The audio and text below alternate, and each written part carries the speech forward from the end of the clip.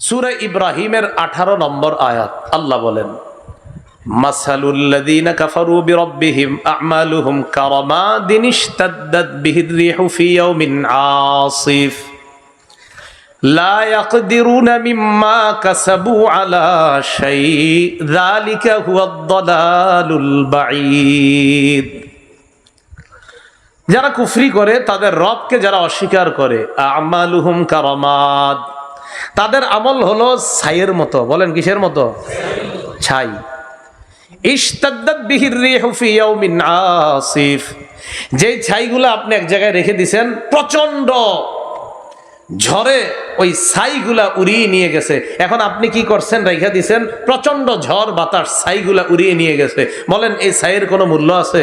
আল্লাহ বলেন যারা রবকে অস্বীকার করে, তারা যত বেশি আমল করুক, পাহাড় পরিমাণও যদি করে, তাদের এই আমল ছাইয়ের মতো। যেই ছাই বাতাস উড়িয়ে নিয়ে গেছে, কোনো মূল্য নাই, এদের আমলও ছাইয়ের মতো। লা ইয়াকদিরুনা মিম্মা কাসাবু আলা শাই, তারা যে আমল করছে এর কিছুই তারা পাবে না। যালিকা হুয়াদ দালালুল বাঈদ, আল্লাহ বলেন এটা চূড়ান্ত ব্যর্থতা। আল্লাহ এই জাতীয় বিশ্বাসবিহীন আমল করা থেকে আমাদেরকে হেফাজত করেন। কি বিহীন? আগে বিশ্বাস ঠিক রাখতে, আকীদা ঠিক রাখতে হবে, না আমলের মূল্য নাই।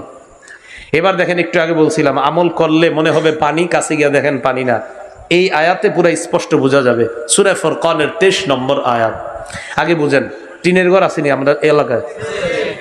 টিনের ঘরের উপরে চাল থেকে ছোট ছিদ্র থাকলে দেখবেন একটা রৌদ্রের আলো আসলে ভিতরে ছোট্ট ছোট্ট কি জানি দেখা যায়। আসলে কি শুধু ওই রৌদ্রে না, পুরা ঘরে? পুরা ঘরে রোদ থাকার কারণে শুধু ওখানে দেখা যায়। তাহলে আপনি ওটুকু দেখতেছেন, বাকিটা দেখতেছেন না। আল্লাহ কি বলে দেখেন, ওয়াকাদিমনা ইলা মা আমিলু মিন আমালিন ফাজআলনাহু হাবাআম মানসুরা।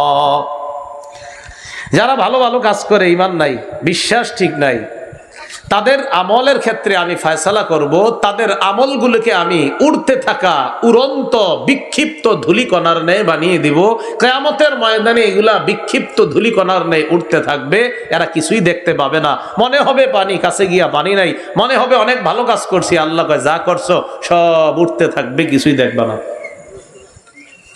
তাহলে বিশ্বাস ছাড়া অসংখ্য অগণিত ভালো কাজের কোনো মূল্য আছে?